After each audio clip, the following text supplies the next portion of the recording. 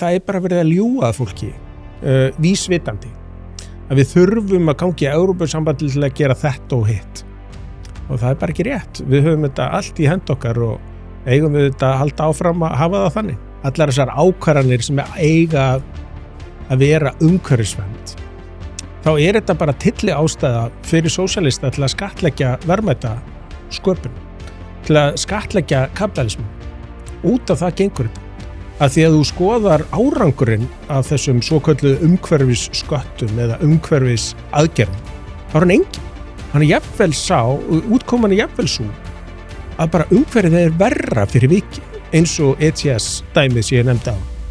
Þannig að þetta algjörlega glórulaust. Já, hvernig líður okkur? Jú, bara alltaf betur og betur. Það ekki? Vera með einhverja vírussýkingu en að komast út úr henni, þannig að Já.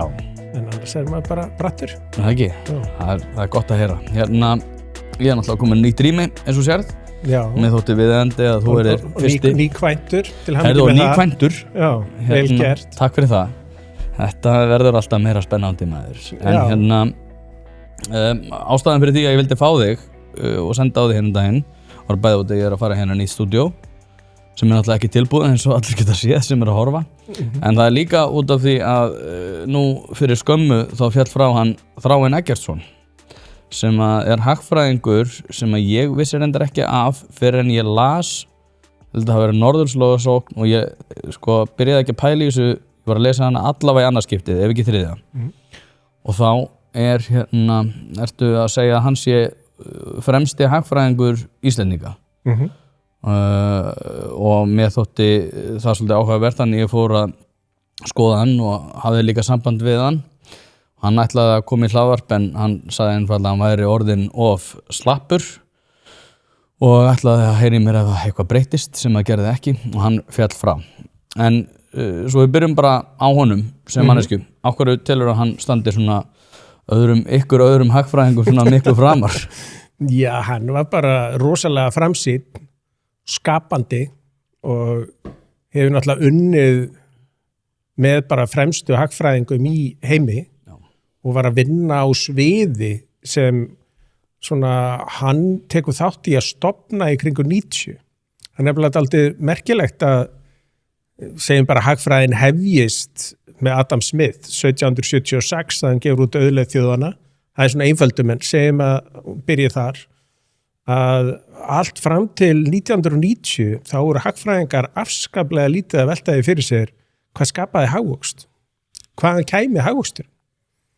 Þetta var í upphafi mjög mikið bara verið að fjalla það að viðskipti snerist gagnkvæman ávinning og einhvers konar framboð og eftirspurn en þessi stofnanahagfræði, þessi nýja stofnanahagfræði sem hafa síðan verið veitt ansi mörg Nóbelsverðlaun fyrir í hagfræði, hún byrjar raun og veru upp úr 90 og okkar maður Þráinn Eggertsson var bara frumherji á því sviði og starfaði með öllum færustu sérfræðingum heims í kringu það. Já, það með einn hérna sem ég keypti mitt bókin eftir sem var Douglas C. North og þessi bók kemur upp þegar ég spyr rit eftir hérna Þráinn. Þetta ritar ekki eftir Þráinn en hans hins vegar getið og það vitnað mjög mikið í hann einfallega út af því að Douglas C. North sem skrifar þessa bók Institutional Change and Economic Performance að hann segir að Þráinn hafi verið einn helsti áhrifavaldur þess að hann skrifaði riti yfir höfuð. Einmitt og Douglas North færi mitt Nóbelsverðlaunin í hagfræði 93 og kallar Þráinn til, þannig að Þráinn fer með honum til Stockholms til að veita verðlaununum viðtöku. Það voru 2 sem deildu verðlaununum, það var Robert Vogel og Douglas og vel að þeim komnir. En þetta ákveðið þessi stofnanahagfræði sem þeir voru að vinna í og líka annað sem gerist að 24 eru höfundar bókarinnar Why Nations Fail sem við höfum rætt hérna ítrekkað. James Robinson og Darren Acemoglu. Akkurat, þeir deila verðlaununum það árið og þeirra hugmyndir byggja líka á þessari stofnanahagfræði. Hvað það sem býr til umgjörð? Þannig að maður kemur aftur inn í svona hagfræði kenningarnar Snýst þetta allt framboð og eftirspurn, snýst þetta allt náttúruauðlindir, snýst þetta allt aðgang að mörkuðum og svo framvegis. Samkvæmt stofnanahagfræði þá snýst þetta miklu frekar umgjörð samfélagsins sem býr til hvata og það séu búin til réttir hvatar til verðmætasköpunar frekar heldur en hvatar eins og ég kallaði hagfræði til rentusóknar. Það að vera í rentusókn þykir ekki fínt, það bara að reyna að skara elda eigin köku en að skapa verðmæti, það eitthvað sem nýtist öllum. Já, þetta alveg merkilegt sko og Why Nations Fail nefnilega bók sem að ég hef vitnað hérna í gríð og erg og svona eitt af merkari ritum út af því að svolítið eins og Thomas Sowell í Basic Economics að þá þetta ekkert eitthvað gríðarlega flókið en þetta aðgengilegt. Algjörlega. Og mér hefur alltaf þótt það vera svona mikilvægast við það rit og auðveldar manni svo að presentera þetta svo í sletti á mannamáli án þess að vera að fara einhver rosa flókið sko. Og hagfræðin fjall svolítið í þá gryfju að ætla að reyna að vera raunvísindi. Það snerist allt útleiðslur á formúlum. En í grunninn þetta félagsvísindi og fyrstu hagfræðingarnir sem komu fram, það voru meira og minna lögfræðingar. Austurísku hagfræðingarnir lærðu allir lögfræði. Þeir sem voru að nema og kenna í kringum Adam Smith og David Hume og Ricardo og fleiri að þeir voru með svona heimspeki bakgrunn og oft lögfræði líka og hagfræði verið til sem grein og lögfræði sem kannski ekkit sérstætt vegna þess að það einhvern veginn blasi við vegna þess að hotsteinn hagfræðinar eignaréttur og útfærsla eignaréttar og hvað eignaréttur og þeir sem fara að skoða eins og þeir sem skrifa Why Nations Fail og svo stofnanahagfræðingarnir, þessi nýju stofnanahagfræðingar, Þráin og félagar og Douglas North og Fogel og fleiri að bara hvað svona grunnstóðir hagkerfisins skapa í raun og veru framtíðina frekar heldur en það sem menn héldu að væri aðalmálið, aðgengi að fjármagni, aðgengi að vinnuafli, aðgengi að náttúruauðlindum og svo framvegis. Og í hagfræði hefur oft verið talað auðlindabölvun, að þeir sem hafi rosalega ríkar náttúruauðlindir að þeir verði bara að aumingjum. En við getum nú séð nágrann okkar hérna Noreg að það hefur aldeilis ekki leitt til bölvunar hjá þeim að finna olíu og gas í Norðursjó og svo í Noregshafi og svo í Barentshafi. Þannig að þar voru stofnanir, þar voru raun og veru innviðir samfélagsins þannig að það var hægt að vinna úr þessu gríðarleg verðmæti sem gagnaðist öllum. Ef þú ert með stjörnu í rúðinni eða þarft að fara í gegnum einhvers konar bílrúðu athugun þá ferðu að sjálfsögðu á polsen.is. Ég prófaði þetta sjálfur, var með stjörnu í rúðinni og fekk bílinn eftir örskamma stund og málið dautt. Ofan á það að veita úrvalsþjónustu í þeim efnum getur þú einnig fundið hið ýmsa á vefverslun þar sem bæði eru seldir varahlutir, ljósabúnaður, ferðavörur fyrir bílinn, reiðhjólavörur, smurefni og margt fleira. Þannig að ef þú ert að drolla við viðhaldið eða bílrúðuskiptin þá mæli ég bara með því að þú hættir því, farir á polsen.is og letir klára málið í dag. Já, við verðum bara að vona að þú finnir aldrei þessu olíu, annars verðum við að stytta vinnuvikuna helming, sko. Já, en ég meina, ef að fólk vill síðan ekki olíuna, eða vill ekki verðmætin sem fylgja, þá geta það reynt að bjarga heiminum með að gefa verðmætin annað. Já, sem eitthvað náttúrulega sem að gerast í gríð og erg, en hérna þú talar mikilvægi hérna eignarréttarins og það sem að mér þótti alltaf áhugavert, hann nefnir þetta þann Þráin Eggertsson, svo nefnum hann aftur, Economic Behavior and Institutions, að þar fer hann yfir eitt sem að var mér svolítið framandi en samt alveg augljóst þegar maður pælir í því og þetta eitthvað sem að mér veist hægri menn hafa rosalega mikið gleymt út af því að þegar að tala eignarrétt að þá í flestum tilvikum hugsað það sem eitthvað svona takmarkað aðgengi að einhverjum gæðum og að ég á rétt á þessu út af því ég keypti þetta og þar af leiðandi þetta jákvætt. En Þráin Eggertsson bæði þessu og líka á einu YouTube-myndbandi þar sem hann að fjalla með því mann ekki nákvæmlega hvar að þá talar hann að það líka færir ábyrgð yfir á eigandann. Þannig að þetta svona ábyrgðardreifing og ég skal bara viðurkenna það, ég hafði ekki pælt í þessu mikið þannig að þú berir sko ábyrgð á gæðunum. Til dæmis að við getum tekið dæmi hérna grunnskólann í Reykjavík sem hafa verið látnir grotna niður og þá það náttúrulega því að ábyrgðaraðilinn ekki fyrir hendi. Já, Fíón Hirðis eitthvað sem hefur hann mitt heyrst í þessu, en ég hafði ekkert pælt í þessu djúpt eins og hann Þráinn ræðir í þessari bók og mér veist þetta pínu gleymast sko. Einmitt. Og hann í þessari bók sem kom út 1990 og var í raun og veru, hann lauk við að skrifa sumarið 89 áður en að Berlínarmúrinn fellur, áður en að Sovétríkin hrynja, áður en að Austur-Evrópa verður frjáls, að þá hann algjörlega og hans samstarfsmenn búnir að leggja upp með hvað verður kerfið sem miðstýrt, hvað verður kerfið þar sem ekki skýr eignaréttur. Algjörlega blasir við þegar maður les pælingar þessara manna að svona miðstýrt kerfi eins og Sovétríkin og Austur-Evrópa gat aldrei gengið upp. En hvað varðar síðan eins og þú segir að bera ábyrgð á einhverju, að það ekki nóg að eiga eitthvað, þú þarft að rækta ákveðnar skyldur eða rækja skyldur í kringum eignina, að þá Þráinn mikið að leita í smiðju Ronald Coase sem gefið fyrst út, hann fættist 1910 og varð 103 ára gamall og fékk mitt Nóbelsverðlaun 91, 2 árum og undan Douglas North, helsta samstarfsmanni Þráins, að þar gefur hann út pappír kringu 1960, ég held bara akkurat 1960, það sem að fjalla að í raun og veru ef þú ert með, segjum bara til einföldunar, svínabú og þú setur alltaf það sem gengur undan svínunum beint út í lækin eða beint út í náttúruna einhvers staðar við hliðina á svínabúinu, hver ber ábyrgð á því og hvernig eignaréttur getur raun og veru búið til að ábyrga hegðun,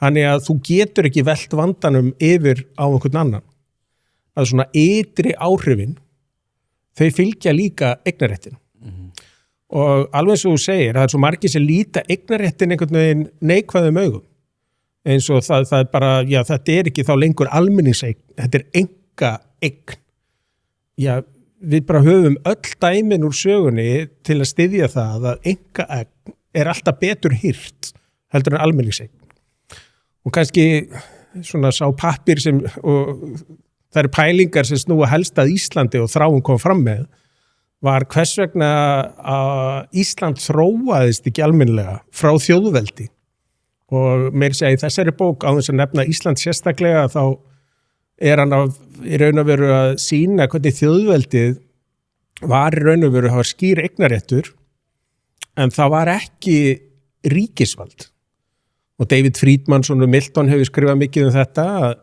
hvernig gat þetta verið kerfi sem hélt jafnvægi þar sem að þú þurftir að framfylgja eða halda utan eignaréttin sjálfur. Þú varst ekki með löggæslu, þú varst ekki með dómstóla. Þú varst með þing á þingvöllum og það voru lög en þú þurftir að framfylgja öllu sjálfur. Og þetta kerfi sökum innri hvata, það svona leiðundi lok, en þá hann að fjalla það, hann Þráinn, hvers vegna Ísland tók þá ekki næsta skref. Og færi fyrir því margvísleg rök að hvernig í raun og veru Danir litu okkur sem nýlendu sína og bönnuðu viðskipti okkar við önnur lönd heldur en Danmörku, viljandi niðursettu verð sem var hægt að selja fisk á og reynda að halda okkur bara við landbúnað. Síðan voru líka innlend lög og innlendar hugmyndir vistabönd og annað sem gerða að verkum að Ísland þróaðist ekki. Og einhverjir hagfræðingar í gamla daga þess að þetta er svo augljóst að Ísland verður ríkt vegna þess að við eigum einhver gjöfulustu fiskimið veraldar. Við eigum allan jarðhitann, við eigum öll fallvötnin. Þetta var allt annað en augljóst vegna þess að stofnanir hagkerfisins á móti þessu. Ríku landeigandurnir vildi ekki missa völdin til einhverjar nýrar stjættar útvegsbænda. Danirnir vildi ekki hætta á það að við kæmust í eigin álnir og getum orðið sjálfstæð. Og þess vegna varð aldrei til neitt fjármagn hérna til þess að síðan virkja jarðhitann, til þess að virkja vatnsöflin. Auðvitað er rafmagnið bara fundið upp 1880 en það hefði verið hægt að gera miklu meira. Og eitt dæmi kringu þetta í COVID og þá hafði maður nægan tíma og las ég allt sem kom höndum yfir í kringum Einar Benediktsson skáld og frumkvöður og hann var komið með í byrjun 1900 fyrir 1920 var hann komið með sem sagt fjármögnun á lest frá Reykjavík til Suðurlands. Já, ég hef heyrt þetta. Mosfellsheiðina og Þingvalla sveitina og niður inn á Suðurland. En þetta var fellt á Alþingi vegna þess að Norrlendingar sögðu það verður engin lest á Suðurlandi nema Norðurland fóði sína lest líka. Og það sem var alltaf vandamálið á Suðurlandi var að það var engin höfn. Við erum með í raun og veru flóastrauminn, golfstrauminn eins og hann kallaður, sem kemur úr Mexikóflóa eða Ameríkuflóa og fer upp og ber hérna Suðurlandið, þannig að það stanslaust öldugangur, þannig að það engar hafnir á Suðurlandi. Þau eru komin hérna fyrir Reykjanesið, að það inn í Faxaflóa eru hafnir og svo á Austfjörðum. En það mjög erfitt að halda úti höfnum, það nú hægt núna eins og höfn í Hornafirði og Þorlákshöfn og Grindavík, en það gert með nútíma tækjum sem voru ekki til staðar. Þannig að hvernig þú ert með aðal landbúnaði héraðið á Suðurlandi, hvernig ættir að koma vörunum til útflutnings? Það var þá bara að fara yfir Hellisheiðina. Þessi lest hefði gjörbreytt öllu, en þarna voru innri stofnanir samfélagsins bara ekki tilbúnir í þetta. Annað dæmi sem má nefna hversna byrjaði iðnbyltingin í Bretlandi en ekki í Frakklandi eða Þýskalandi. Og Frakkar, það má alveg fara rök fyrir því að þeir hafa jafnvel verið með meira fjármagn og hugsalega, minnskosti, jafn mikinn aðganga kólum sem knúðu fyrstu gufuvélarnar á landamærum Þýskalands og Frakklands eru gríðarlega, í Loran, alveg gríðarlega öflugar kólanámur. En meira sér Adam Smith þarna, við upphaf iðnbyltingarinnar sagði að þetta mun ekki gerast í Frakklandi vegna þess að það eru starfsfélögin sem voru gilds á þeim tíma allt og sterk og munu standi vegi fyrir öllum breytingum. Þannig að maður fyrir að skoða heimsöguna og hagsöguna með þessum glerugum sem Þráinn og Douglas North og fleiri smíða að þá finnst mér útskýringarnar sem koma fram miklu betri, hvers vegna sumum vegnar vel og öðrum vegnar illa. Hlaðvarpið er í samstarfi við fiskhúsið.is. Fiskhúsið.is er heildverslun fyrir veitingamenn sem vilja það ferskasta og það besta fyrir sína kúnna. Hvort sem það er fyrir veitingareksturinn, hótelreksturinn, mötuneytið eða hvað annað, þá ferðu inn á fiskhúsið.is til að sjá það gríðarlega úrval sem að strákarnir hafa upp á að bjóða. Ef að þú vilt hið ferskasta og hið besta, þá gerir þetta sjálfsögðu almennilega, ferðin á fiskhúsið.is. Það er ekki til sú spurning sem að strákarnir hafa ekki svarið við, þannig að enn og aftur fiskhúsið.is til að fá ferskasta og besta fiskinn á landinu. Já, algjörlega, og ég hef mikið verið að pæla í þessu út frá leikjahagfræði John von Neumann sem að skrifar Economic Game Theory og það stóluðu mér, skiptir ekki máli. Hann allavega var helsti polymath, alveg bara svona brjálæðislega klár sko, í eðlisfræði og hagfræði og fleiru. En það sem er áhugavert að pæla í þessu er hvernig búum við til hvata fyrir stofnanir til þess að ná þeim árangri sem að við viljum, sem að er ástæðan fyrir því að við leggjum fram skrifuræði og stofnanir. Þetta finnst mér til dæmis á Íslandi hafa glemst allt of mikið og ekki hugað að þessu hver raunverulega ágóðin á að vera. Dæmi það til dæmis núna er fjölmiðlanefnd ennþá að bögga mig þrátt fyrir það að búið að segja að þessi lagabreyting á leiðinni. Einmitt. Þannig að ég ætla að svara þeim snarlega með því að ég ætla að leita mér viðbótar frest út af því ég ætla að undirbúa mitt mál.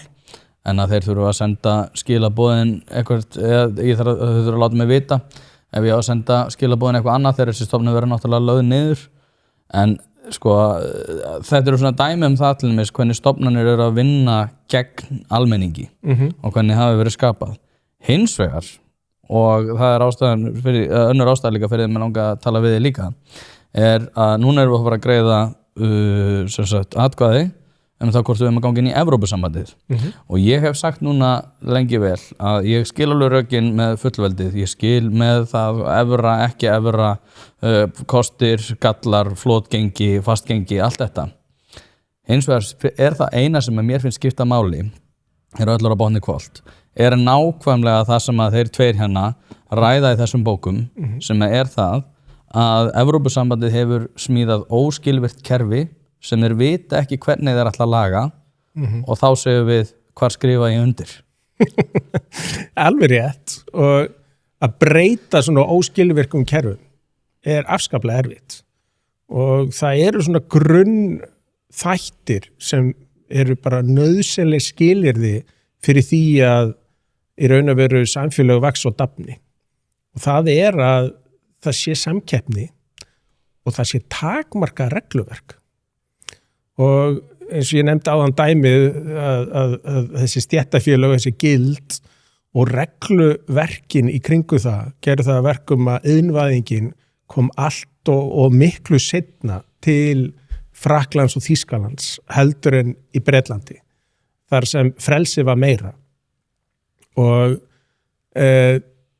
þetta hafði mjög afdrifarík áhrif. Bretland varð stærsta heimsveldi sögunar. Og meðan Frakkar sem áttu nýlendur í Bandaríkjunum, í Karabíska hafinu, í Afríku og út allt, að þeir bara urðu halloka. Og það var þessi munur á stofnana uppbyggingu landana sem gera þetta verkum. Það var ekki út af því að Frakkar væru latari eða heimskari eða ekki jafn áræðnir. Það var fyrirstaðan, það var viðskiptakostnaðurinn, það var umhverfið sem gerði þetta verkum. Og þess vegna finnst manni svo magnað með Evrópusambandið í dag, eftir að Draghi skrifaði sína skýrslu sem kom út að vera 3 ár síðan, að allir sögðu, já, þetta hárrétt, þetta það sem við þurfum að breyta, við þurfum að minnka reglurnar og við þurfum að opna á meiri samkeppni og við þurfum að búa til hvata í kerfinu. Til þess að fólk sýni áræðni, hafi trú á framtíðinni, fjárfesti og vinni einhver stórkostleg verk. Þeir segja þetta en þeir gera síðan ekkert. Og þá má alveg líta til þess að stofnana umgjörðin í Evrópu bara svo skakk að það næst aldrei samhljómur eitthvað. Við erum með 27 lönd í dag og við erum með 27 mismunandi fjárlög. Það alltaf ekki öll þessi 27 inn í evru samstarfinu, en síðan þurfa þau einhvern veginn að setja sömu reglugerðir í kringum allt hjá sér. Og þá alveg ljóst að sá sem stærstur, hann ræður. Og að því að ég í olíuleit, að þá ég mikið að fylgjast með núna evrósku orkustefnunni og hef svo sem gert úr langt skeið, að Frakkar og Ítalir sem eiga gríðarstór olíufyrirtæki og Hollendingar líka, þeir að vinna olíu í Afríku til dæmis, í Miðbaugs-Gíneu, í Angóla, í Nígeríu og fleiri stöðum. Það sem umhverfisvernd gert afskaplega lágt undir höfði. En Evrópusambandið, af því að það bara Finnland og Svíþjóðarna sem eiga land að norðurskautinu, þeim finnst ekkert mál að banna olíuleit og vinnslu á norðurskautinu. Þannig að það kostar það ekki neitt. Þannig að þú ert komið með kerfi þar sem stóru aðilarnir innan kerfisins setja reglurnar út frá eigin hagsmunum. Ekki út frá hagsmunum heildarinnar, ekki út frá hagsmunum almennings, ekki út frá hagsmunum umhverfisins.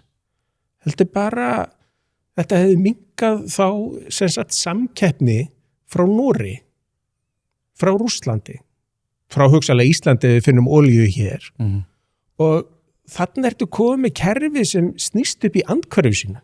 Það ekki að skapa aukin tækifæri og velmugun fyrir almenning eða fyrirtæki. Það raun að vera að hefta tækifæri. Já, þetta líka svo skrítið út af því að núna náttúrulega, Evrópa í sjálfu sér að fjármagna stríðið sem að þeir eru svo að berjast í sjálfur. Þú sér hvernig þið fjármagna það. Þjóðverðir segja, já, við ætlum að gefa Rheinmetall pening. Þannig að þeir gefa þar lendum fyrirtækjum fjármagnið sem síðan að verður þá einhver virðisauki eftir í landinu. Og meðan við Íslendingar, við sendum peningana bara beint. Við erum náttúrulega ekki neittni hergagna framleiðslu. Þannig að allt þetta gert miðað við hagsmuni hvers lands fyrir sig og þau sem ráða ferðinni eru náttúrulega þau sem eru stærst efnahagslega. Og það eru frakkar og þjóðverjar.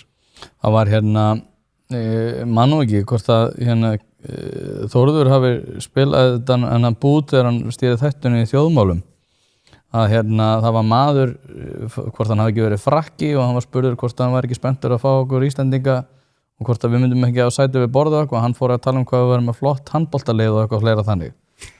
Mér finnst þetta að vera svo skrítið að sé ekki viðurkennt að ákvarðanatökur verða ekki teknar með vísan til okkar og þú talaðir einmitt hvað það væri að stærsti myndi ráða en að það séu 27 lönd með 27 mismunandi stefnur í ákveðnum málum sem að þeir þurfa svo aðlaga að þessu stóra regluverki en við erum land út af Ballarhafi sem að þurfum að geta ekki ákvarðanir með vísan til okkar eigin hagsmuna. Einmitt. En það bara eins og ég verð að segja, þetta pínur svona eins og að hlusta einhver tala trúarbrögð. Þegar fólk segir bara, já þetta skiptir ekki máli sko. Nei, og svo hægt að sjá hvað verður ríkjabandalög sem hafa eða ríki ónýtar stofnanir, lélegar stofnanir, stofnanir sem standast ekki samkeppni við það sem gerist best annars staðar. Það alveg eins og verið með íþróttalið sem stendst enga samkeppni við það sem gerist annars staðar. Það bara vandræðalegt. Og hvað varðar síðan ríkisstjórnir að þau þurfa að taka það alvarlega. Sérstaklega innan Evrópusambandsins, það sem frjálst flæði, fjármagns og vinnuafls. Að fjármagnið fer bara annað og vinnuaflið, hæfasta vinnuaflið að minnskosti, ef ekki allt vinnuaflið, það hugsa sér líka til hreyfings. Já. Þannig að þú ert ekki með loka kerfi þar sem þú getur bara hagað eins og þér finnst best hverju sinni. Þú verður að taka með að því hvað að gerast fyrir utan svæðið vegna þess að bæði fjármagnið og vinnuaflið getur farið þangað. Hlaðvarpið eins og þið vitið í samstarfi við harðfisksverslun Hrafnadals. Nú ég búinn að selja töluvert af þessum gæða harðfisk og hafa viðtökunar verið hreint út sagt ótrúlegar. Þetta valsað upp á gamla mátan, sjósaltað og kemur til þín ferskt. Nú býð ég bæði upp á ísu og steinbít sem kemur á roðinu, alveg eins og þú vilt hafa hann, þurrkaðan að sjálfsögðu í vestfirsku fjallalofti og eins og ég segi, viðbröðin hafa verið vonum framar þannig að ég þarf ekki einu sinni að vera í neinni væntingastjórnun. Sendu e-mail á hrafnadalur@proton.me en hlekkin og verðupplýsingar má einnig finna í lýsingu á þessum þætti. Já, þetta eins og Þráinn Reidar talar í þessari bók þar sem að hann einmitt að fjalla ekki bara hvata heldur ófullkomnar upplýsingar sem að í flestum tilfellum fyrir hendi þegar þú ert með flókin kerfi að þá mjög ólíklegt að allir sem að koma að þessu máli að einhverju leiti séu með fullkomnar upplýsingar ákvarðanatökur allra annara. Það bara ómögulegt. En aftur á móti að þá viltu reyna að hámarka bestu upplýsingarnar og til þess að gera það að þá verður að leyfa á grunnstiginu leyfa ákveðna ákvarðanatöku og þar talar hann traust og fleira og þetta einfaldlega ekki fyrir hendi þegar við bætum yfirbyggingu við það kerfi sem við erum nú þegar með Evrópusambandinu og út af því að þú talaðir regluverk ég var að hugsa þetta aðan og þegar núna HM og svona þetta pínu, þú veist, Evrópa pínu búin að sjá til þess bara, við ætlum að spila í krokkskóm og allir leikir munu fara fram og þeir munu, þú veist, tökum ETS-kerfið, bara það mega allir vera í takkaskóm, en við þurfum að vera með ETS-kerfið sem bara eins og að segja, við ætlum að vera í krokkskóm og að vera allir í eins krokkskóm. En svo þetta meira svo heimskulegt að það ekki nóg með skaði samkeppnishæfnuna í nafni umhverfisins, þeir ætla að ná einhverjum umhverfis áhrifum fram, en meira segja þá valdaði stór skaða umhverfislega. Nú eru skip út af þessu ETS-kerfi, þau að sigla frá Shanghai, sem stærsta gámahöfn í heimi, til Rotterdam sem næststærsta gámahöfn í heimi og vegna þess að ef að skipið siglir alla þessa leið og það segjum þýskt eða danskt skip, segjum bara Maersk sem með þetta skip, þá þarf að borga í raun og veru gjald, ETS-gjald með alla siglingaleiðina. En ef að skipið kemur að landi 13 kilometra suður af Gibraltar, suður af Evrópu, suður af Spáni, í Marokkó og það umskipað, þá telst leiðin bara að vera 13 kilometra frá Evrópu. Og þarna umskipun tekur nokkra sólarhringa, kostar rosalegt fjármagn og þá þetta sett á minni óhagkvæmari skip. Þetta ETS-kerfið að búa til, gríðarlega sóun í nafni umhverfisverndar. Og það vita allir hvernig menn fara fram hjá þessu kerfi og það sé verið að gera það. Samt það ekki tekið úr sambandi. Þetta náttúrulega algerlega gufuruglað og þetta eins og sama gildir með þoturnar og flugvélarnar. Þar sem að þeir einmitt að fljúga með einhvern varning og að fljúga lengra eða fljúga í einhverja svona höfn þar sem þetta ekki fyrir hendi. Færi til dæmis taka ekki þátt í þessu. Og Malta tekur ekki þátt í þessu. Nei, Kanaríeyjar taka ekki þátt í þessu. Þeir sem ekki tengdir með járnbraut, sem eyja ótengd, taka ekki þátt í þessu. En íslensk stjórnvöld, og það meira þess að Þórdís Kolbrún frá Sjálfstæðisflokknum, sem utanríkisráðherra, hún sagði bara þegar yfirmenn stærstu flutningafyrirtækjan á Íslandi, Icelandair, Eimskip og svo framvegis, komu til hennar, já við þurfum nú að taka þátt í samfélagi þjóðana og við þurfum að leggja okkar á mörkum. Inn í kerfi sem býr til sóun, í kerfi sem á ekkert með Ísland að gera. Og þetta einmitt svona óhagkvæmni sem kemur út úr lélugum stofnunum. Já, þetta og ég veit ekki hvort þetta sé velmegunar vandi, sko. Ég man, út af því að núna ég mikill áhuga maður Indland. Ég hef verið þannig 3 svars, ég alltaf að skammast í sjálfum mér að vera ekki mann drullast til að fara aftur. Fór hann fyrst 2012, aftur 2015 og aftur 2018. Og ég tók alltaf eftir því og ég var alltaf að spyrja fólk út í að sko af hverju samfélagi væri að taka svo miklum breytingum á jákvæðan hátt. Og þeir sögðu allir að það væri bara einstaklingsframtak og meira félagslegt traust sem að væri að byggjast upp í svona smærri einingum samfélagsins. Já. Og þetta eitthvað svona kerfi sem að byggjast upp út af því að fólk getur ekki leyft sér annað. Það ekkert eins og að Módi getur farið til indverst samfélags og sagt að já, heyrðu, nú okkur að byrja að ganga svona tölvöld betur, við ætlum að fara að taka þátt í samfélagi þjóðana með því að leggja álögur á orkunotkun. Og það bara einhver svona fáránleiki, en aftur á móti þegar þú hefur það gott að þá einhvern veginn getur verið að leyfa þér svona. En þetta skapar, eins og þú ert að segja, sóun og sko hvatarnir sem eru innstiltir innan kerfisins sjá til þess að sóunin verðlaunuð. Einmitt. En í grunninn þetta bara einhvern veginn, þegar maður horfir í gegnum þetta allt saman, allar þessar ákvarðanir sem eiga að vera umhverfisvernd, þá þetta bara tilli ástæða fyrir sósíalista til að skattleggja verðmæta sköpun, til að skattleggja kapitalisman. Út af það gengur þetta. Að því að þú skoðar árangurinn af þessum svokölluðu umhverfissköttum eða umhverfisaðgerðum, þá hann engin. Hann jafnvel útkoman jafnvel svo að bara umhverfið verra fyrir vikið, eins og ETS dæmið sem ég nefndi á. Þannig að þetta algjörlega glórulaust. Já, þetta eins og þegar ég talaði við Þorgeiri hjá Landvernd, sko, þá sagði hún bara að það væri bara alls ekki hægt að sækja meira orku og þetta var sko löngu áður en að Jóhann Páll kemur inn, sko, og hún segir bara nei, við erum með nóg orku, við þurfum bara að leggja niður stórfyrirtæki inn og það bara þau að taka 85%, við bara leggjum þetta niður og þá hefur við nóg.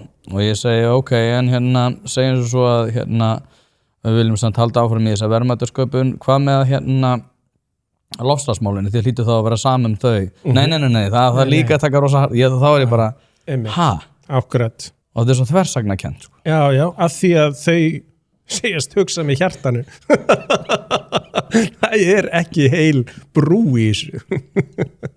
Nei, en mér finnst það líka sama gilda eins og þegar ég að tala við fólk sem að mér finnst gaman að tala við og ég vil halda áfram að fá Evrópu sinna, en það eitt sem að fer svolítið fyrir brjóstið á mér og það þetta svona, til dæmis eins og það að segja að maturum minni bara lækka hérna 25%. Og ég segi já, það út af því að við leggjum niður verndartolla. Og þá það, já, það eitthvað sem að gerist, já, en það var það samt út af Evrópusambandinu. Ég sagði, við getum alveg gert það sjálf. Já. En þetta einhvern veginn eins og þetta sé... Og svo sagt að þurfum við að gangi í Evrópusambandi til að geta tekið upp evru. Það eru 6 lönd í Evrópu sem nota evru án þess að vera í Evrópusambandinu. Það eru 2 lönd sem hafa tekið upp einhliða evru og sá sem aðstóði við það, Daniel Gross, hann satt meira í bankaráði Seðlabanka Íslands. Þannig að það væri mjög auðvelt að fá hann hérna til að hjálpa til við það. Það bara verið að ljúga fólki, vísvitandi, að við þurfum að gangi í Evrópusambandi til að gera þetta og hitt. Og það bara ekki rétt. Við höfum þetta allt í hend okkar og eigum við þetta að halda áfram að hafa það þannig. Hvar stendur þú núna samt? Þú hefur verið svona, ég veit ekki hvort það hefur verið hlindur í að þú ert allavega ekki hrifin af því að við séum með smámynd. Nei, sko, ef íslenska krónan svona frábær, hversin ekki fleiri lönd að nota íslensku krónuna? Já, ég ég hef nefnilega... Ef við skoðum, hvað eru margar fljótandi myntir í heiminum með sjálfstæða peningastefnu, þá eru þær sára fáir. Jú, vissulega það bil 160 myntir í heiminum, en af þeim eru 140, eða segjum, 120, sem eru bara bundnar við aðra myntir. Allar myntirnar í Afríku eru meira og minna með ósjálfstæða peningastefnu. Það eru tengdar í myntbandalag, þó það heiti sínu nafni á hverjum stað. Það sama að þú skoðar í kringu Persaflóa, að Arabalöndin þar og sérstaklega oljuríkin hafa eiginlega öll tengt sína mynt við dollar, en það nú búið að tryggja það með innrásinni í Venezuela og upplausn OPEC, að dollar verður áfram uppgjörsmynt oljuviðskipta til framtíðar. Það horfði nú alveg tvísýnt með það bara fyrir ári síðan. Ef við skoðum löndin í Suður Ameríku, hve mörg af þeim eru bara með sjálfstæða peningastefnu í Asíu. Sárafá, yfirleitt bundið við eitthvað annað. En íslenska krónan með sjálfstæða peningastefnu og þykist vera með frjálst flæði fjármagn sem hún ekki, vegna þess að það eru mjög mikla skorður fyrir því hvað hægt að gera í afleiðu viðskiptum, framvirkum viðskiptum og svo framvegis.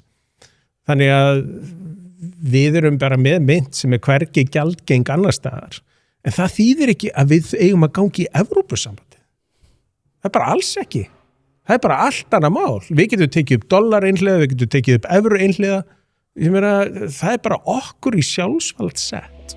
Hlaðvarpið í samstarfi við heitirpottar.is, hvort sem þið vantar saltvatnspott, hitaveitupott, kaldan pott, sánuklefa eða hvað eina í heita pottinn, þá ferð þú inn á heitirpottar.is og lætur græja þig. Þjónusta og uppsetningum all land og nú jafnvel hægt að fá sér smíðaðan sánuklefa, þar sem að þú færð sánuna nákvæmlega eins og þú vilt hafa hana. Það ekki hægt að setja verðmiða á heilsuna eða samverustund með fjölskyldunni og því mikilvægt að huga að báðu og það nákvæmlega það sem að heitirpottar.is auðvelda þér að gera. Hvort sem þú ert að endurnýja gamla pottinn eða gera þetta frá grunni, þá getur þú sendt skilaboð á netinu eða bara einfaldlega kíkt í verslunina að Fossalsi 13, en þar opið alla virka daga milli 10 og 17 og á laugardögum milli 10 og 14. Ekki drolla við þetta, þú veist að þið langar í heitan pott og sánu heimtíðin, heitirpottar.is græja þetta fyrir þig. Já, þetta hérna, ég vissi reyndar ekki allt þetta, skal alveg viðurkenna það. Ég held bara að þetta væru sjálfstæðar myndir. Það er alltaf bundnar við eitthvað annað, Já, ég nefnilega, en ef við hugsum þetta praktískt, ef þú verður að horfa núna, ef við myndum segja, við myndum tengja íslensku krónuna við eitthvað ákveðið, hvaða myndi þér finnast fýsilegast?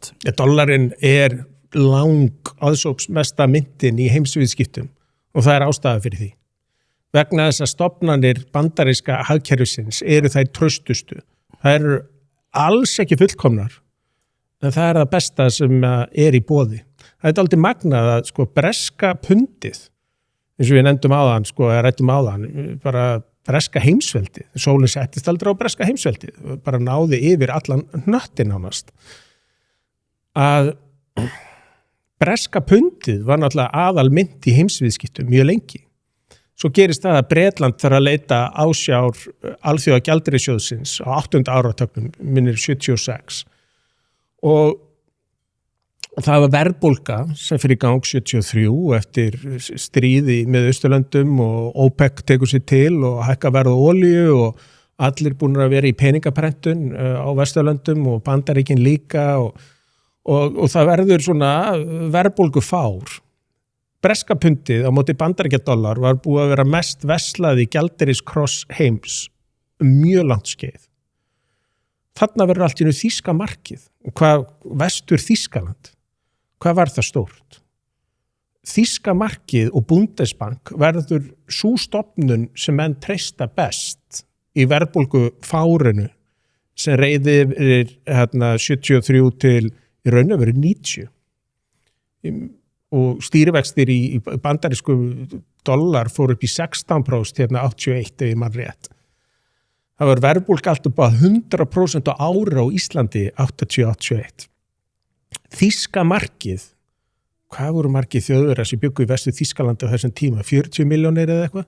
Þetta verður bara mest verslaða mynt í heimi af því að þarna voru trúverðugar stofnanir. Karl Otto Pöhl sem var seðlabankastjóri upp úr 80 og forverar hans, þeir voru búin að vera algjörlega fixeraðir, algjörlega einbeittir á það að þeir ætlaðu aldrei að upplifa óða verðbólgu stríðsárana og millistríðsárana aftur. En þarna var til bara trúverðugu banki sem sópaði til sín þarna heimsviðskiptunum. Þegar menn síðan búa til evróska seðlabankan, þá halda þeir þessi að taka þessa arfleið Bundesbank og koma henni áfram. En það náttúrulega mistekst, af því að þú tekur ekki þennan þýska aga og heimfer hann á Grikkland og Króatíu og Portugal og Spán. Það er ekki að fara að gerast. Þannig að það sem ég er að segja í löngum máli er að það er alltaf svo mynt hverju sinni sem er með trúverðugustu stofnarinnar sem menn vilja nota. Já. Og það er dollarinn fyrir sjáanlega framtíð. Já, hann ræðir þetta, ég man nú ekki hver höfundurinn er í Crisis Cycle sem er með að fjalla evruna. Já. Þar sem hann segir í svona með öðrum orðum þar sem að þú ert að segja sko, þetta með þýska agan, en hann segir sko að þetta hafi byggt á því að annarkvort myndu sko samheldni Evrópubúa skapa samheldna peningastefnu eða þessi samheldna peningastefna myndi skapa svona samheldna Evrópu. Og hann færir rauk fyrir því í þessari bók að það hafi ekki tekist. Fólk, til dæmis þessi hugmynd margra sem eru mjög hlindir Evrópusambandinu það að við ættum svona fyrst og fremst að vera Evrópubúar og svo yrði Íslendingur eða Breti eða Króati, það yrði svona auka einkenni svona sem tilheyrði gömlu tímanum þegar við vorum í þessu, en þetta hafa aldrei tekist. Nei, þetta kemur aftur að hugmyndin hagkvæm myntsvæði. Að Bandaríkin nota eina mynd, en það ætti að geta verið 10 mismunandi myntir. Texas er allt annað hagkerfi heldur en Kalifornía. Kalifornía er allt annað hagkerfi heldur en segjum Kansas. Nebraska enn annað hagkerfi, framleiða kartöflur og hvað má vita hvað og Idaho þar við hliðina á líka kartöflufylki og svo, en þarna saminæst þeir það að vera með eina mynd til að hæðarauka, til að minnka viðskiptakostnaða. Og stundum er uppsveifla í einu fylki en neðursveifla í öðru fylki.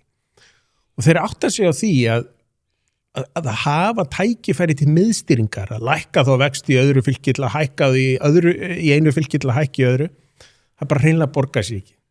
Það er betra bara að það sé innri aðlögun heldur en að reikni einingunni sé breytt. Og hvað varðar þá Ísland? Það er allt annar hagsveifla í Vestmannaeyjum heldur en í Garðabæ eða á höfuðborgarsvæðinu. Það er allt önnur hagsveifla í Fjarðabyggð þar sem álverið er og virkjunin fyrir ofan og annað heldur en segjum á Vestfjörðum. Það sem aðgengi að rafmagni er alveg skammalega lítið. og þannig að ættum við þá að vera með 5-6 gjaldmiðla á Íslandi? Nei, að sjálfsögðu ekki. Þannig að ef þú ætlar að reyna að finna einhvern svona gjaldmiðil og síðan að reyna að miðstýra kerfinu í kringum það hvað undirliggjandi framleiðslu þættir og undirliggjandi hagkerfi að gera, þá ertu bara að koma með þetta út í, ég veit ekki hve marga gjaldmiðla sem algjör þvæla. Algjörlega sko, en hvernig myndur þú þá svara því út að núna eru margir sem að benda einfallega það, við tökum okkar sveiflur ekki út í atvinnuleysi og ég hef reyndar verið frekar sko sammála þeim sem að tala allir fyrir Evrópusambandinu og þetta er eina sem ég er sammálaðum í þessum efnum er að það myndi koma bara ákveðin innbyggður ægi með því að við myndum taka upp fastgengisstefnu þar sem við værum ekki að ljúga hagkerfinu með peningaprentun þegar það gefur á bátinn sem að kemur náttúrulega bara fram í framtíðar verðbólgu. Akkurat, 100% rétt og verðbólga er ekkit annað en skattur. Það er verðbólgu skattur. Það er eina skattheimtan í hagkerfinu sem ríkið býr til sem þarf ekki að fara í gegnum alþingi.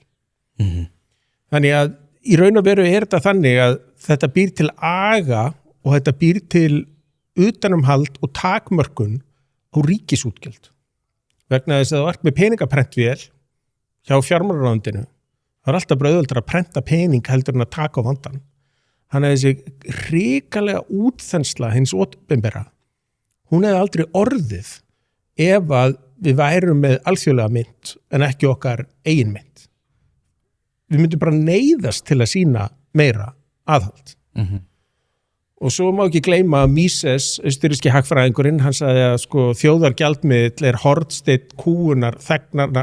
hornsteinn kúgunar ríkisins á þegnum sínum. Vegna þess að þú getur bara sett í lás eins og að gert hérna með gjaldeyrisöftum og læst alla inni. Þannig að viljum við að ríkið hafi slík völd, við sem trúum á frjáls viðskipti, frjálst flæði, vinnuafls og fjármagns og trúum á að einstaklingurinn eigi að bera ábyrgð og stjórna sínu lífi. Við getum ekki verið með svona áætlunarbúskap og miðstýringu eins og þjóðargjaldmiðill hefur í för með sér. Þá því að láta reyna á þessa hugmynd, en pilsa er ekki eins þegar hún er ekki frá bæjarins bestu pilsum. Það vitað allir sem að hlusta á þetta hlaðvarp að þegar þú ert að fá þér pilsu þá ertu í grunninn að horfa á tvenns konar upplifanir. Það er annarkvort svo ánægja sem fylgir því að vera að borða bæjarins bestu pilsu eða svo vonsvikni sem að fylgir því að vera að borða pilsu sem er ekki frá bæjarins bestu pilsum. Og það vita það í rauninni allir að það eru þessar tvær upplifanir sem við erum að horfa upp á þegar við erum að fá okkur pilsu. Því mæli ég með því að þú skellir þessu hlaðvarp í eyrun, farir á næsta sölustað og fá þér tvíhlaupu ásamt einhverju góðu að drekka. Hvað með þá núna hefur verið nokkuð augljóst að Evrópusambandið tekur þetta út í atvinnuleysi út af því að þeir eru fastari skorðum heldur en við. Við tökum þetta út með verðbólgu og ákveðinu svona gengisveiflum þar sem við erum, og ég sammálar, við erum að ljúga að kerfinu með því að prenta inn á það þar sem að við sköpum bara verðskinsriðlun sem að tekur svo ákveðin tíma að vinda ofan af og það fólk veit ekki hvað hlutin er að kosta.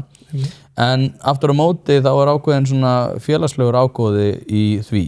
Þar sem að fyrirtækin þurfa ekki að segja upp fólki út af því að það kemur meira penningum inn á kerfi sem að fólk getur þá verið að greiða fyrir sína þjónustu. Já, vissulega á röngum forsendum, á röngu verði, en aftur á móti er ákveðin svona félagslegur ágóð þar sem ungt fólk verið ekki atvinnuleysi eins og gerast í Evrópu og atvinnuleysi helst á lítið sem að kemur þá inn í viðbótar verðmætum síðar meir út af því að við erum með þannig félagslega þrifnað ungs fólks í vinnu. Þetta er búið að leiða af sér á Íslandi eins og ég nefndi, ofvöxtur hins opinbera. Það er núna algjör krísa á byggingamarkaði. Verkfræðistofur, arkitektastofur, tæknifræðingar, múrarar, rafvirkjar, píparar, verktakar yfir höfuð. Það er verið að segja upp örugglega hátt í 30% af starfsfólkinu í heilli atvinnugrein. Og þetta næri ekki einu sinni eyrum fjölmiðlafólks. Nei. Svo er einhverju bullsviði lokað hjá Reykjavíkurborg og 10 missa störf á einhverju samskiptasviði og það er bein útsetting hjá Ríkisútvarpinu. Það er bara eins og þetta sé kappleikur, það er bara sett inn textalýsing, við stöndum hérna fyrir utan og það eru 10 almannatenglar að missa starfið. Við erum að tala sko eina burðarmestu og mikilvægustu grein landsins sem byggingagerin, það sem hefur verið að segja upp þriðjungi starfsfólks og það nær ekki inn. Nei, það er bara það útlendingar að missa vinnuna. Okkur sama. Sko miklu fleiri en útlendingar. Já, og svo sagt, þetta eru láglaunastörf, þetta eru alls engin láglaunastörf og þetta eru mjög framleiðin störf. Já, ég er náttúrulega búinn að vera að reyna að vekja athygli á þessu og þessum hérna vettvangi, þar sem ég er búinn að vera að benda á að það sem er náttúrulega hræðilegt er að þessi verðlagsriðlun, þar sem að þú ert með fólk sem er að kaupa húsnæði og það hefur bara skapast bil á milli framboðs og eftirspurnar, þar sem að þau mætast ekki, þú getur hort á þetta á einföllum hagfræði ás og framboð og eftirspurn er ekki að mætast út af því að við erum búin að vera að moka rosalega sérkennilegum verkefnum hjá Reykjavíkurborg sem hefur líka verið að halda aftur að sér með því að selja lóðir, selju þær svo á dýrum dómum og verktakarnir þurfa bara svolítið að veðja á það að verðþróunin haldi áfram sem hún svo hættir að gera. En ríkið er bara alltaf í því, bara heyrðu, ég þarf að bæta við reglugerðum, ég þarf að passa upp á að lóðir fara ekki út, ég þarf að passa upp á það ef að lóðir fara út að þá er það einhverju félagslegu niðurgreiddu húsnæði sem að þarf að vera rosalega stór hluti af þessu, svo þarf þetta að vera rosalega mikið fólk sem er að klappa sér á baki fyrir það að vera góða manneski með því að nota peninga annarra, ég þarf að byggja eitthvað húsnæði fyrir eitthvað fólk sem að getur klappað á öxlina og sagt ég gerði þetta. Og svo höldum við bara að verðþróunin muni koma til með að vera framboð eftirspurnar í samhljóma. Einmitt, og það er meira segja sko hvatarnir eins og stofnanahagfræðin er að fjalla hver eru hvatarnir í kerfinu? Hvatarnir hjá Degi Bergþórusyni Eggertssyni þegar hann var borgarstjóri var raun og veru að hækka húsnæðisverð vegna þess að þá myndi að sko fækka þeim sem ættu í félagslegum vandamálum sem íbúum í Reykjavík. Þú myndi að fá færra barnafólk og þú þyrftir ekki að byggja jafnmarga leikskóla sem hann sannarlega kann ekki að byggja og ekki jafnmarga skóla og þá myndi líka fasteignaverð hækka sem þýðir auknir fasteigna skattar. Þannig að ef maður horfir á þetta svona þá voru hvatarnir í kerfinu algjörlega ömurlegir gagnvart almenningi. Já. Og við erum komið kerfi þar sem er ofvöxtur hjá einu opinbera.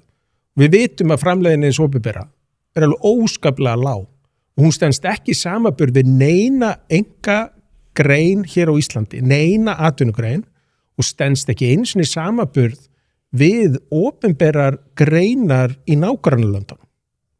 Nei. En við erum alltaf að setja meira fjármagn úr einkageiranum þar sem framleiðin er há og verðmætasköpunin mikil yfir í lélegu opinberu greinarnar það sem framleiðin er engin. Þannig að er fólk síðan hissa á því að lífskjörin standi í stað? Er fólk síðan hissa á því að það sé ekki hagvöxtur per mann? Síðan kemur einhver svona förðu hugmynd eins og stytting vinnuvikunar. Og hún fór í framkvæmd 1. janúar 2020 rétt fyrir COVID. Og það er bara fullt af opinberu starfsfólki sem hefur ekki mætt í vinnuna þó að COVID sé búið. Það bara vinnur heima frá sér. Í náttfötunum. Í alvörunni heldur fólk að þetta sé kerfi sem gengur upp. Heldur fólk að þetta sé kerfi sem geti keppt við almennileg kerfi annar staðar. Við vildum náttúrulega bara gangast við stereotypunum silkihúana og verða bókstaflega silkihúa. Silkináttúa. Já, silkináttúa, nákvæmlega. Nei, þetta er sko, ég ætlaði að nefna styttingu vinnuvikunar út af því að við vitum náttúrulega að króna per króna eigur náttúrulega mannréttindi þegar við mókum við til eins opinbera. En og ríkið fer svo vel með peningana, við ættum endilega að borga hærri skatta. Það er eins og Daði fjármálaráðherra sem á nú að vita eitthvað í hagfræði. Hann segir, nei, við getum ekki lækka skatta vegna þess að þá fer almenningur meiri pening. Almenningur gerir þó eitthvað skynsamlegt við peningana. Við sjáum bara að ríkið gera bara það sem er óskynsamlegt við peningana. En honum finnst það ekkert mál. Hann er svo klár og hann er svo góður og opinberir starfsmenn eru svo frábærir. Þeir eiga eyða peningunum. Já, þetta er einmitt eitthvað sem hefur farið aðeins framhjá í almennri umræðu út af því að það er alltaf talað um það að þeir þurfi sko að vera fjármagna ákveðna sjóði en að sko ef að einmitt eins og þú segir, ef að almenningu fær peningin að þá muni það koma til með að leiða til verðbólgu eins og það sé ekki verðbólgu hvetjandi að, ég meina þá var allavega verðmætasköpun að vinna á móti því að fólk fái peningan í vasan. Hárrétt, og það sem aldrei magna að Douglas North, svo vorum að tala hann var sósíalisti þegar hann var yngri. Thomas Sowell, sem þú nefndir, stórkostlegur hagfræðingur, hann var sósíalisti þegar hann var yngri. Báðir þessir aðilar snerust frá sósíalisma þegar þið kynntust opinberu rekstri. Sowell fór að vinna hjá póstinum og fann upp nýja leið til þess að hagræða, til þess að vinna meira, til þess að gera meira fyrir minna, til þess að auka afkostin og það var bara sagt, nei, við viljum ekki ræða þetta hérna. Og Douglas North hefur svipað að sögu að segja Fókalögin mann rétt hann í tengslu við herinn kom hann með alls konar og þetta var allt bara sagt, nei, ekki ræða þetta hér, við ætlum ekki að gera neina breytingar. Þannig að þessir aðilar fara að sjá hvað kerfið er með innbyggða ranga hvata til sóunar, enga hvata til verðmæta aukningar. Nei, þetta hérna, og það var einmitt það sem ég ætlaði að ræða, sko, það var ein svona heimspekileg spurning sem var ekki spurð í þegar stytting vinnuvikunar áttur sér stað. Út af því og þetta var mjög áhugavert, þetta var í rauninni bara viðurkennt að stytting vinnuvikunar myndi ekki koma til með að hafa nein áhrif á framleiðni. Og það var þá sérstaklega opinberir starfsmenn og þá var ég að hugsaði ég, sko, væri þá ekki bara hægt að lækka launin líka 10% fyrst að þú ert að sinna 36 klukkustunda vinnuviku og það hefur engin áhrif að þú missir 10% á þínu vinnudegi. Þá var þannig að nei, ég ætla að fá 10% launahækkun samhliða þessu sem var gert 2023 þegar þetta var að fullu inngilt að þá var komin 10% verðbólga, laun opinberra starfsmanna hækkuðu 10% og styttu vinnuframlag 10%. Svo kom verðbólguskot hérna í kjölfarið og bara skildi það ekki.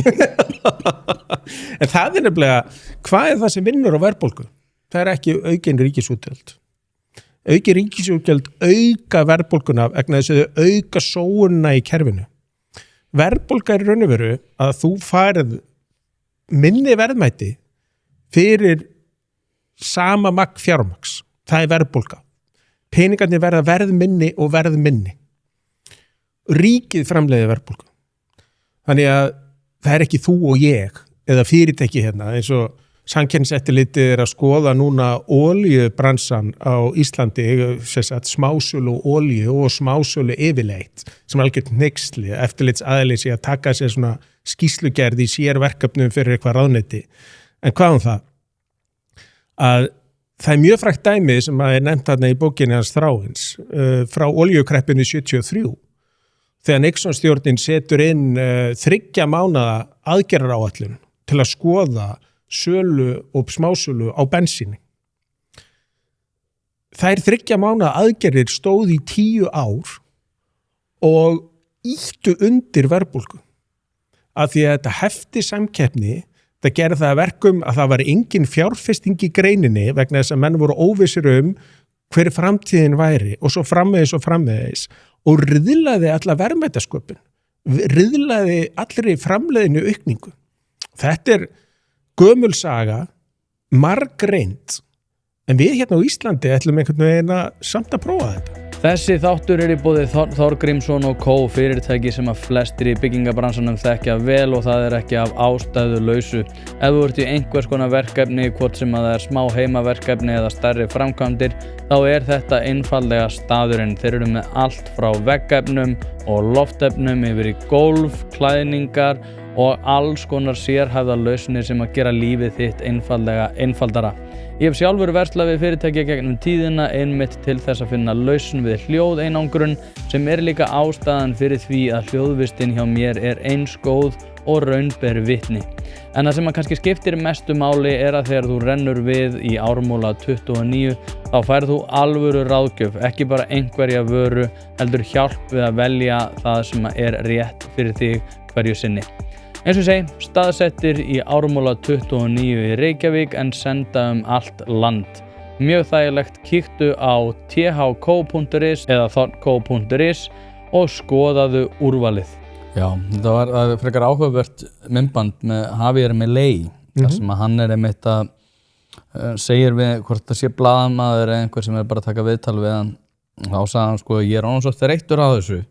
Þetta allt bara gamli sósíalismin og þetta svolítið eins og Brynjar Níelsson hefur sagt reynda mjög, þetta bara eins og með loftslagsmálin og með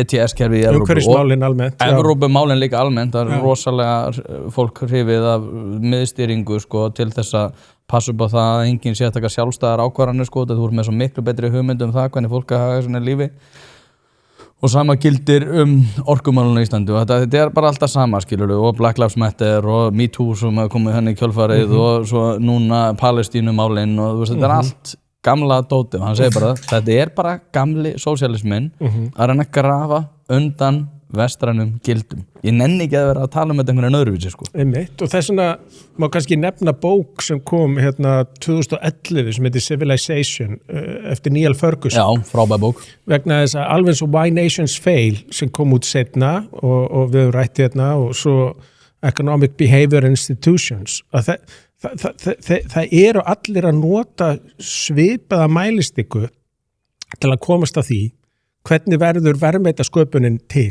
hvernig verður hagvöxtur til. Og eins og ég sagði hérna upp að þáttar, allt fram til 90, það helst Barrow sem hagfræðingur sem byrjaði að skrifa þetta í kringu 90 og svo stofnana hagfræðingarnir sem tóku þetta alla leið. Að nú þessi leið til þess að setja mælistik á það hvaða samfélöguna úrvalsárangri í framtíðinni og hver ekki. Nú þessi leið orðin bara ofan á. Þetta leiðin. Og það var mjög áhugavert í bókin hans Ferguson 2011 þegar hann var að tala að það voru 6 aðalatriði og í grunninn það náttúrulega eignarétturinn, númer 1, 2 og 3 og hvernig hann varinn. Skattar eigna upptaka sko. Skattar ganga gegn eignarétti. Ég ekki að segja að það að vera samfélag sem skattlaust en skattar eru samt eitthvað sem vinnur á móti eignarétti. Hvað það? Að það eru nýsköpun, það samkeppni, það aðgangur að heilbrigðiskerfi, hvort það einkarekið eða ríkisrekið og svo framvegis sem eru þessir þættir sem hafa síðustu 200 árum gert gæfumuninn. Það ekki aðgangur að nýlendum, það ekki aðgangur á náttúruauðlindum, það ekki landlega viðkomandi lands, það ekki hitastig sem við vilja meina að í Afríku þá sé allir svo latir og vittlusir vegna þess að það sé svo heitt. Þegar þú fer að skoða út frá stofnanahagfræði, mismunandi lönd, þá þetta engin skýribreyta. Það raun og veru stofnanir samfélagsins sem skera úr þetta. Og alveg eins og Ferguson var að segja hérna 2011, rétt eftir fjármálahrunið, og fjármálahrunið náði ekki botnið 2008, það náði botnið 2009. Það hún að segja, nú Vesturlönd orðið svo sjálfsupptekin og löt að framtíðin ekkert þeirra. Það eru bara önnur lönd sem eru komið með sterkari stofnanir, meiri metnað og munu taka fram úr. Og þá hún alltaf sérstaklega að horfa til Evrópusambandsins og Evrópu þegar hann að ræða þetta. Já, nei, þetta alveg rétt sko, það eitt sem að ég náðu ekki að klára á hann þetta því að eins og vorum að ræði upphafið það sem ég sagði eignarétturinn væri ekki, sko, hann ekki bara það að þú getur takmarka gæðin, hann heldur ekki það að sé fján hirðis og þar alvegandi sem þó rétt, að það alveg rétt að ef að ég á eitthvað húsnæði þá ég betur til þess fallin að hlúa að því heldur en ef að bara ríkið á það og það bara einhver 5 boðleiðum fyrir ofan mig sem að fara að sjá það. En það líka ákveðin svona, eins og hann ræðir í bókinni, svona grunnundirstaða vestræna gilda sem sko að það félagslegt taumhald. Það var það sem að ég var að reyna að segja áðan þegar ég var að segja að það var upplýsandi, að það félagslegt taumhald að þú látar ekki að grotna niður. Til dæmis, það félagslegt taumhald í því að nágranniðinn sé ekki með garð sem fullur af einhverjum viðbjóði og hendir bara rusli og þá hefur þú eitthvað það að segja. Þannig að við erum með félagslegan svona þrifnað var það. Það var það sem að ég hafði ekkert pælt í út frá svona þessum grunnhugmyndum eignarréttarins að hann út af því maður hefur eitthvað, já þetta svona grunnundirstaða vestræna gilda. En hann alveg svona rótgróinn á miklu svona viðtakari máta út frá taumhaldinu sko. Já, sko hluti af stofnunum eru lög og réttur en líka menning. samfélagsgerð, hefðir og svo framvegis. Og þá getum við farið aftur í Max Weber sem var að skrifa það að þýski heimspekingurinn, stjórnmála heimspekingurinn hvernig mótmælenda trúar, kristnir sem væru ekki kaþólskir, væru mótmælenda trúar, þeir væru með miklu hærra vinnusiðferði. Protestant ethic and spirit of capitalism. Eitthvað svo leiðis. Já, það er bókin. Og þess vegna mjög áhugavert að stærsta höfn heims fyrir síðaskiptin var Antwerpen. Síðan sitja belgar eftir kaþólskt megin og hollendingar eru mótmælenda trúar megin og höfnin bara færist til Amsterdam. Þar þetta gerist bara á 30-40 ár og Antwerpen var búin að vera stærsta höfn Evrópu mjög langt skeið og Belgía bæði með brúk sem heitir brugge eða bryggja á skandinavísku að þetta var búið að vera eitt farsalasta land með alþjóðlega hafnarstarfsemi mjög langt skeið, færði sig bara af því að stofnanir samfélagsins Hollandsmegin voru móttækilegri fyrir breytingum voru ekki jafn íhaldsamar. Þannig að þegar maður fyrir að skoða þetta, við þurfum að vera með samfélagsgerð sem þolir breytingar. Við þurfum að vera með samfélagsgerð sem verðlaunar það að fólk leggji sig eitthvað ekstra mikið fram. Og verðlaunar það að einhver sé tilbúin að reyna eitthvað nýtt og taka áhættu. Og vegna þess að þú ert að gera eitthvað nýtt að þá ekkert á vísan að róa. Þú veist ekkert hvort það muni 100% takast eða ekki. Þannig að hegðun til þess að auka framleiðni, hún þarf að vera verðlaunuð. Það er ekki hægt, eins og hann að fjalla að þráin í bókinni sinni. Í opinberu kerfi, þá nærðu ekki að verðlauna framþróun. Þess vegna á framþróunin sér stað í enga geiran. Þar sem sagt hvatinn allt vísi og hann verðlaunaður í gegnum í raun og veru kapitalisman sem fara að grassera þar. Já, Kjartan Örn hérna hjá Ormsson hefur fjallað einmitt þetta. Hann að skrifa allir vinnustæðamenningu, svolítið áhugaverða pistla sem eru hvorki vinstrina hægri, hann er bara svona að tala svona þessa menningu og hann ræddi reyndar í þættinum sem við tókum saman, þar sem hann var að segja að við verðlaunum svona hversdagslega hegðun miklu meira heldur en einhverja svona áhættusækni og það sé ekki gott út af því að framþróun á sér stað með ákvarðanatöku fólks sem að tekur ákvörðun sem að eiginlega engin annar er að taka út af því að hann bara sér eitthvað sem að einhver annar er ekki að sjá og annarkvort verður ágóði úr því eða allir aðrir höfðu rétt fyrir sér.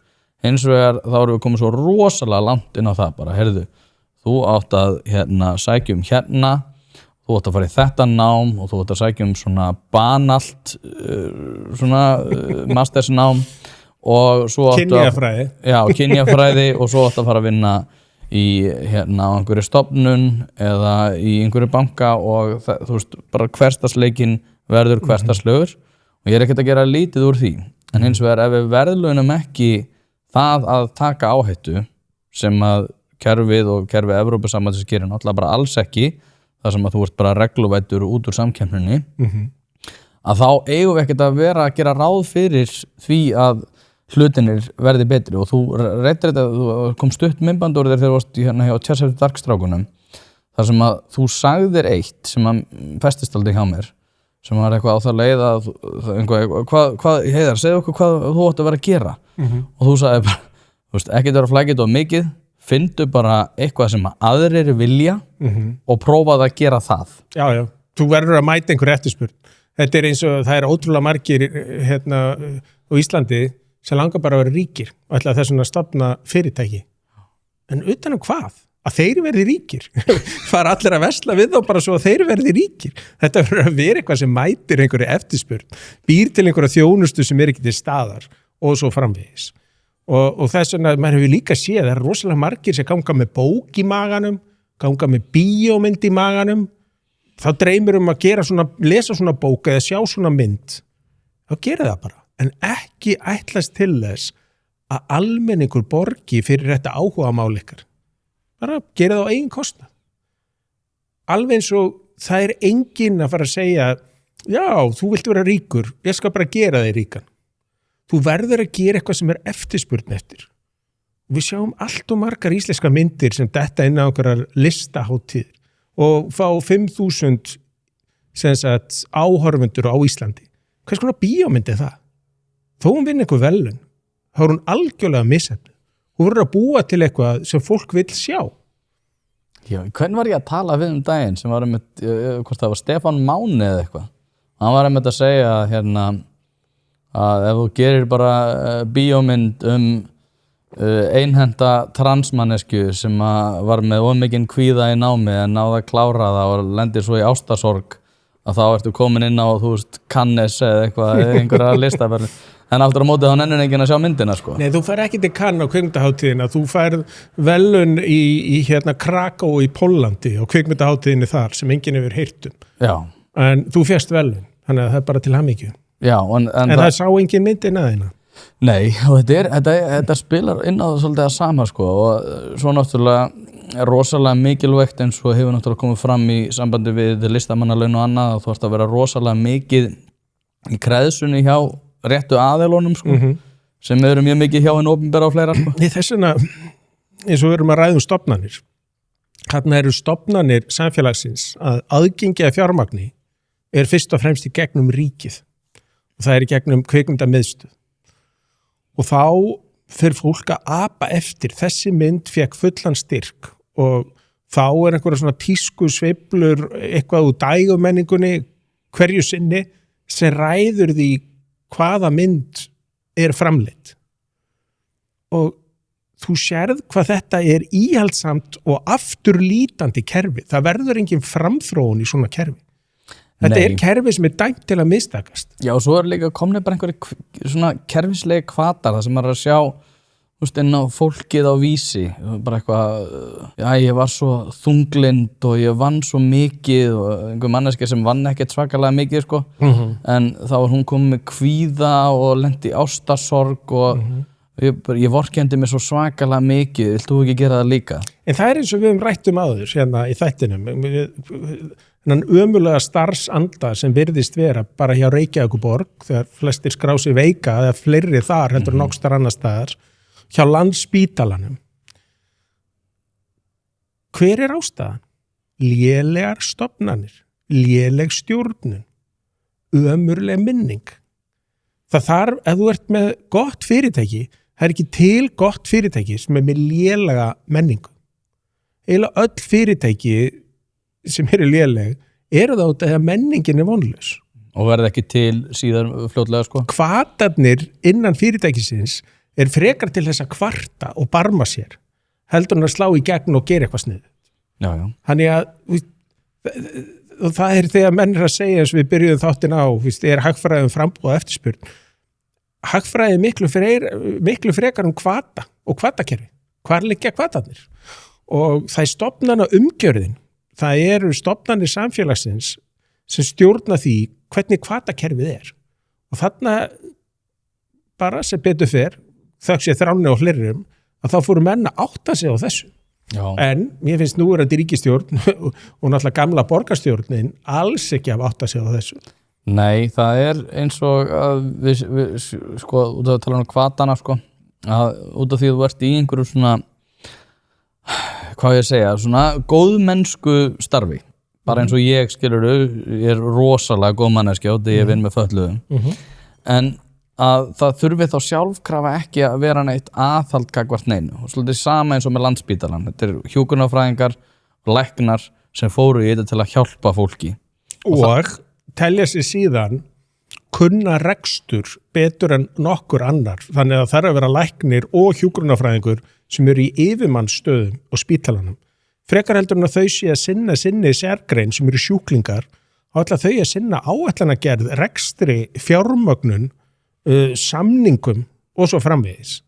Þetta svo vitlaust að það næri engri átt. Ég held ég hafa aldrei fengið mikið mörg skilaboð og pirring eins og þegar ég sagði að hjúkrunarfræðingar eiga ekki að vera að berjast í því að mennta sig út úr því þeirri sinni sérgrein. og ég sagði bara, heyrðu, við erum með fullt af hjúkrunarfræðingum sem eru að taka einhverjar MPA-gráður í opinberri stjórnsýslu, læra eitthvað smottir í þar til þess að geta tekið við stórkostlega stórvægilegum svona ákvarðanatökum starfsmannahald og ég bara, þið eruð ekki góðar í þessu því miður, en þið eru góðar í því að vera hjúkra fólki og okkur vantar það fólk.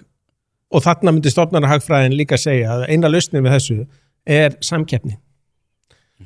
Það bara samkeppni sem gerir það að verkum að vondar hugmyndir verða gjaldþrota. Ef það engin samkeppni þá lifa vondar hugmyndir endalaust. Já, en það líka, og eins og ég skrifaði nú og það nú bara eitthvað skrítið með hvaða öfl eru að baki því að koma því eitthvað dagskrá, en ég skrifaði meistarritgerðina mína í opinberri stjórnsýslu Landspítalann. Þar ég skrifaði DRG-kerfið. Og það að þetta kerfi, sko, það notað til þess að kóða ákveðin gögnum, ákveðin kostnað og eitthvað fleira. Hins vegar það ekki notað til þess að fólk á gólfinu getur haft hag af því að inna meiri vinnu af hendi. Og þá ertu líka komin í það að það til með skynsamlegra mæti vinnuna heldur en að vera veikur. Í dag skiptir engu máli hvort þú sett veikur eða ekki, út af því að þú getur alltaf fengið jafn mikið að launum, tala nú ekki með að fyrir langtíma veikindi þá færðu við afturvirt greita yfirvinnu. Og ég þekki þetta sjálfur eftir að hafa slitið hásinn. Og ég hef alveg fundið fyrir þessum hvötum sem eru að það bara, það kannski bara skynsamlegt að vera svona frá vinnu. Algjörlega galið. En það þetta kerfi og ég veit ekki, og þannig kemur þessi stofnanahagfræði, svolítið svona eins og Evrópusambandið, þar sem að það ekki hægt að breyta neinu út af því að það eru svo miklir hagsmunir sem að stangast á, sem að vinnur gegn hagsmunir þeirra sem að lokum fá þjónustuna og greiða fyrir þjónustuna. Og þetta hvert einasta barn þekki það.